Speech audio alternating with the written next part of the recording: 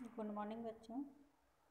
आइए आज हम लोग जानते हैं सुशिर वाद्य यंत्र। तो इसमें पहला क्या है, सारंगी। इसको क्या है कि ये हाथ की उंगलियों से बजाया जाता है। यह बहुत ही कर्णप्रिय मधुर आवाज़ निकालने वाला वाद्य है। सारंगी को बजाने के लिए धनुष का उपयोग किया जाता है। धनुष में घोड़े के बाल लगे होते हैं तथा धनुष की घुंघरू भी बंधे होते हैं। जब सारंगी का तार को धनुष से रेता जाता है तो घुंघरू की खनक सारंगी के स्वर में मधु घोल देता है।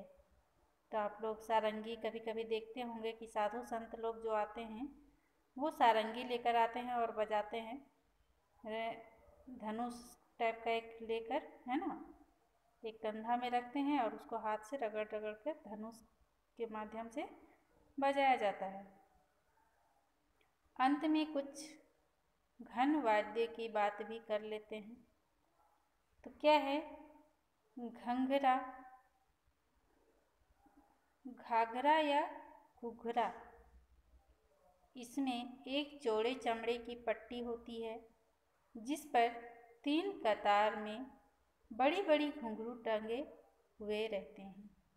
बीच में एक पूजा की घंटी भी लगी रहती है।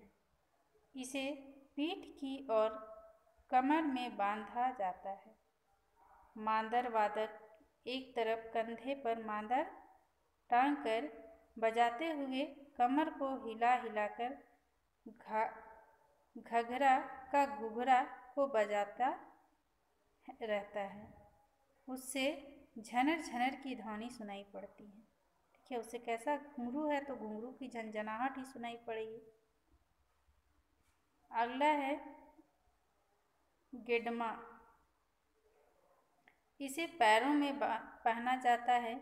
यह चमड़े से बनी एक पट्टी होती है जिसमें 6 लोहे, पीतल, कांसे या तांबे के घंटे लगे होते हैं।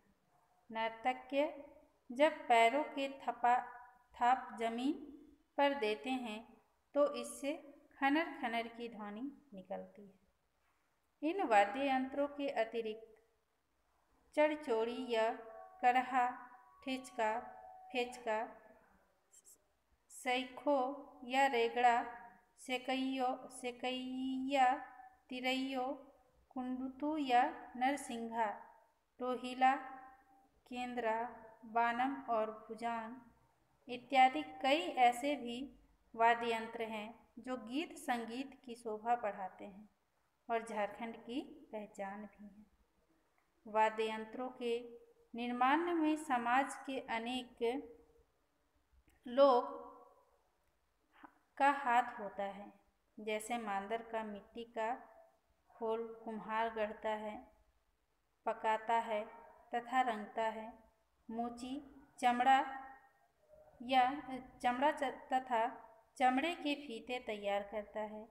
रंगरेज चमड़े को रंगता है। गोइडइता, महिली, घासी आदि मांदर पर खरना या लेप चढ़ाते हैं। तब जाकर मांदर झारखंड की शान बनता है। इसी प्रकार सभी वाद्य यंत्र विभिन्न प्रक्रियाओं से होकर गुजरते हैं। यानी किसी भी चीज़ को बनाने वाला कोई एक व्यक्ति नहीं होता है, बल्कि बहुत सारे लोगों के हाथों से मिलकर वो सामान तैयार होता है। चाहे वो संगीत का सामान हो, चाहे वो कोई भी सामान हो। तो इसीलिए कहा गया है कि झारखंड के शान को बढ़ाने के लिए बहुत सारे लोगों का हाथ होता है और वो तैयार किया जाता है। वाद्य यंत्र गीत संगीत को अनुशासित कर रखने के साथ साथ किसी राज्य अथवा देश की पहचान भी होते हैं। आजकल संगीत में इंसान की जगह मशीनों ने ले ली है।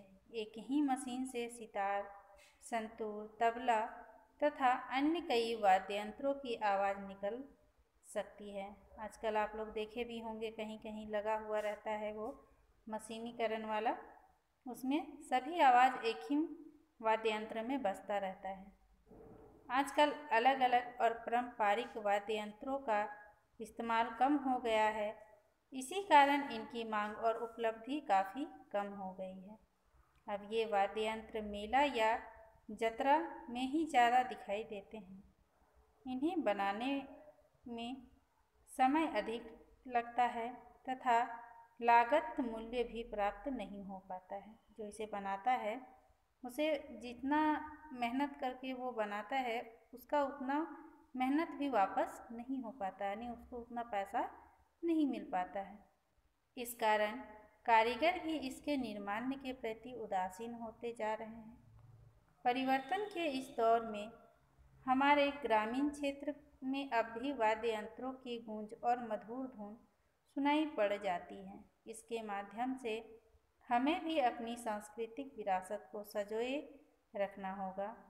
श्री रामदयाल मुंडा के शब्दों में यदि कहा जाए तो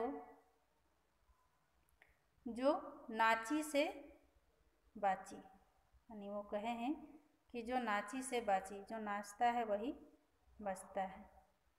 ठीक है, यानी जो नाच गान में रहता है वही जीवित रहता है, क्योंकि संगीत के आगे सारा दुख को वो भूल जाता है। तो ये था हमारा झारखंड का वाद्य यंत्र पाठ। तो धन्यवाद बच्चों, इसे आप लोग पढ़ें और